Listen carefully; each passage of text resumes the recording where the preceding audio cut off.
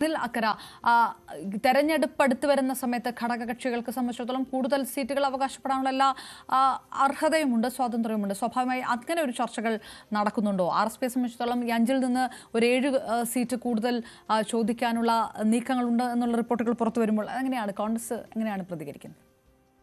അല്ല, നമ്മളിപ്പോ KPCC ആണെങ്കിലും AICC ആണെങ്കിലും ഞങ്ങളുടെ മുന്നിലുള്ള മിഷൻ എന്ന് പറയുന്നത് 2025 പഞ്ചായത്ത് തെരഞ്ഞെടുപ്പുമായി ബന്ധപ്പെട്ടാണ്. അതുമായി ബന്ധപ്പെട്ടാണ് KPCC സമര സംഗമങ്ങൾ ജില്ലാടിസ്ഥാനത്തിൽ നടക്കുന്നത്. കഴിഞ്ഞ തവണ UDFന്റെ ഉന്നതാധികാര സമിതി ചേർന്നപ്പോഴും ഞങ്ങൾ തദ്ദേശ സ്വയംഭരണ സ്ഥാപനങ്ങളുടെ മുന്നൊരുക്കവുമായി ബന്ധപ്പെട്ട നടപടിക്രമങ്ങളാണ്. മറ്റ് അജണ്ടകളൊന്നും UDFന്റെയോ കോൺഗ്രസിന്റെയോ മുന്നിലില്ല. 2025 പഞ്ചായത്ത് തെരഞ്ഞെടുപ്പാണ്. ഇപ്പൊ അതിന്റെ വോട്ടർ പട്ടിക കഴിഞ്ഞ 7-ാം തീയതി പ്രസിദ്ധീകരിക്കുമെന്ന് പറഞ്ഞു. ഇന്ന് 12-ാം തീയതി കഴിഞ്ഞു. ഇതേവരെ ഇന്ന് 13-ാം തീയതി വോട്ടർ പട്ടിക ഇതേവരെ ഇറങ്ങിയിട്ടില്ല. അങ്ങനെ തദ്ദേശ സ്വയംഭരണ സ്ഥാപനങ്ങളുമായി ബന്ധപ്പെട്ട ഉള്ളത് നിയമസഭയുടെ മറ്റു വിഷയങ്ങളിലേക്കൊന്നും ഒരു മുന്നണിയും കടന്നിട്ടുണ്ടാകുമെന്ന് ഞാൻ വിശ്വസിക്കുന്നു. അതിന്റെ ചർച്ചകളും ഞങ്ങൾ ആരംഭിച്ചിട്ടില്ല. ഈ കൊല്ലം സീറ്റ് സ്വാഭാവികമായിട്ട് ഷിബു ബേബി ജോണിനെ സംബന്ധിച്ചിടത്തോളം ചവറയിൽ നിന്ന് കൊല്ലം നോക്കാനുള്ള സാധ്യതയും പരിപൂർണമായിട്ട് തള്ളാനൊന്നും പറ്റില്ല. അദ്ദേഹം കൊല്ലത്തും നല്ല സ്ട്രോങ് ഹോൾഡുള്ള നേതാവാണ്. ഏതെങ്കിലും ഒരു സാധ്യതയുണ്ടോ RSPക്ക് കൊല്ലം കൊടുക്കാനുള്ള ഒരു സാധ്യത? അത്തരം ചർച്ചകൾക്കൊക്കെ താങ്കൾ എന്തെങ്കിലും ഒരു സാധ്യത കാണുന്നുണ്ടോ? അല്ല, ഞാനത് കൃത്യമായി പറഞ്ഞല്ലോ. നമ്മുടെ മുന്നിലുള്ള അജണ്ട കൊല്ലം കോർപ്പറേഷൻ പിടിക്കുക എന്നുള്ളതാണ്. PC വിശ്വനാഥ് എന്റെ പ്രത്യേക ചുമതല എടുത്തുകൊണ്ട് മുന്നോട്ട് പോകാൻ. അത് വിട്ടൊന്നും ഞങ്ങളുടെ അജണ്ടയിൽ നിയമസഭാ തെരഞ്ഞെടുപ്പുമായി ബന്ധപ്പെട്ട ചർച്ചകൾ ഞങ്ങൾ ആരംഭിച്ചിട്ടില്ല. ഞങ്ങൾ തദ്ദേശ സ്വയംഭരണ സ്ഥാപനങ്ങളുടെ കോർപ്പറേഷനുകളും മുനിസിപ്പാലിറ്റികളും പഞ്ചായത്തുകളും തിരിച്ചു പിടിക്കാനുള്ള വലിയ നടപടിക്രമങ്ങളുടെ ഭാഗമായിട്ടാണ് കൽപ്പറ്റയിൽ ഞങ്ങൾ ക്യാമ്പ് തുടങ്ങിയത്. മിഷൻ 25 ആയിട്ട് ഞങ്ങൾ മുന്നോട്ട് പോവുകയാണ്. മറ്റ് ചർച്ചകളൊന്നും തന്നെ ആരംഭിച്ചിട്ടില്ല. ശരി, കൊല്ലത്ത് താങ്കൾ പറഞ്ഞ പേരുകൾ ഓക്കെ. കയ്പമംഗലവുമായി ബന്ധപ്പെട്ട് കയ്പമംഗലം കോൺഗ്രസിനും വലിയ ശുഭപ്രതീക്ഷയുള്ള ഒരു സീറ്റ് ആയിരുന്നില്ല. ഇനിയിപ്പം അത് മാറി വരുന്ന രാഷ്ട്രീയ സാഹചര്യത്തിൽ ഏത് തരത്തിലുള്ള പ്രതീക്ഷയാണെങ്കിൽ പോലും അത് ഒരിക്കൽ അത് RSPക്ക് മുന്നിലേക്ക് വെച്ചു കൊടുത്തതുമാണ്. അത് RSP തിരിച്ചു എടുക്കാനുള്ള ഒരു സാധ്യത അല്ലെങ്കിൽ ചോദിക്കാനുള്ള സാധ്യത, അങ്ങനെ ഒരു ചർച്ചകളുടെ സാധ്യത അനിൽക്കര കാണുന്നുണ്ടോ? ഞാൻ ഈ തൃശ്ശൂർ ജില്ലയിൽപ്പെട്ട ആളാണല്ലോ. ഞങ്ങള് AICC തന്നെ KPC പ്രസിഡന്റും സംഘടനാ ചുമതല ദീപാദാസ് മുൻഷിയും സെക്രട്ടറി മോഹനും കഴിഞ്ഞ 8-ാം തീയതിയാണ് തൃശ്ശൂരിൽ പ്രത്യേകമായി സിറ്റിംഗ് നടത്തി.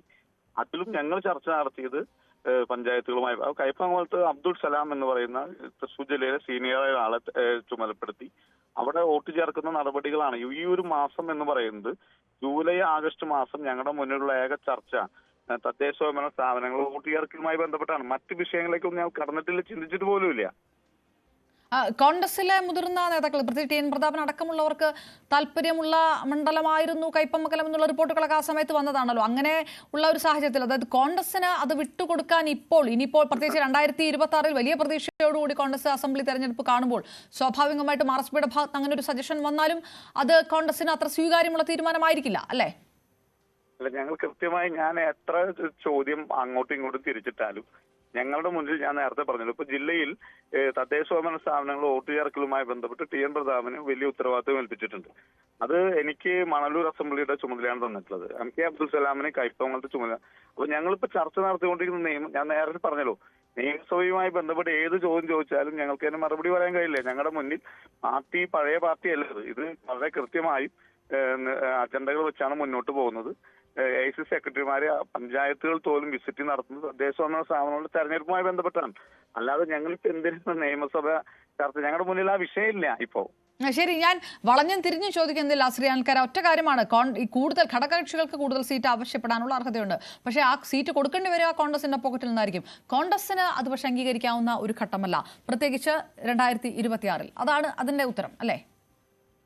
ഞാൻ പറഞ്ഞല്ലോ, നമുക്ക് നമ്മളിപ്പോ നേരത്തെ പ്രീ-ഡിഗ്രി ആയിരുന്നു, ഇപ്പൊ +2 ആയി. ഇപ്പൊ 10ാം ക്ലാസ് പരീക്ഷ എഴുതാൻ നിൽക്കുന്ന ഒരു വിദ്യാർത്ഥിയോട് നിങ്ങൾക്ക് പ്രീ-ഡിഗ്രിക്ക് ഈ +2 കഴിഞ്ഞാൽ നിങ്ങൾ ഏത് ബ്രാഞ്ചാണ് BTechന് എടുക്കുന്ന ചോദ്യമാണ് ചോദിക്കുന്നത്. നമ്മൾ 10ാം ക്ലാസ് പരീക്ഷ ജയിക്കാനുള്ള തയ്യാറെടുപ്പ് നടത്തിക്കൊണ്ടിരിക്കുകയാണ്. അപ്പൊ അതിന്റെ ഇടയിൽ +2 കഴിഞ്ഞ് ഏത് ബ്രാഞ്ചാണ് BTechന് വേണ്ടത്, അതല്ലെങ്കിൽ MBBS കഴിഞ്ഞ് ഏത് വിഷയത്തിലാണ് സ്പെഷ്യലൈസ് ചെയ്യാൻ പോകുന്ന ചോദ്യം. ഈ ചോദ്യങ്ങൾക്കൊന്നും ഒന്നാമത് ഇപ്പൊ ഈ ചർച്ചയ്ക്ക് തന്നെ യാതൊരു പ്രസക്തിയുമില്ല. പിന്നെ അതിന് മറുപടി പറയാൻ കഴിയുകയും ചെയ്യില്ല. ഞാൻ നേരത്തെ പറഞ്ഞല്ലോ, പണ്ട് കാലത്തെ പോലെ കോൺഗ്രസിനകത്ത് ചോദ്യങ്ങൾ ചോദിച്ചാൽ അവന് ഇഷ്ടമുള്ള വായിൽ തോന്നുന്ന വാക്ക് പറയുന്ന കാലഘട്ടമല്ല. കൃത്യമായ അജണ്ട വെച്ചാണ് ഞങ്ങളുടെ പാർട്ടി മിഷൻ വെച്ചാണ് മുന്നോട്ട് പോകുന്നത്.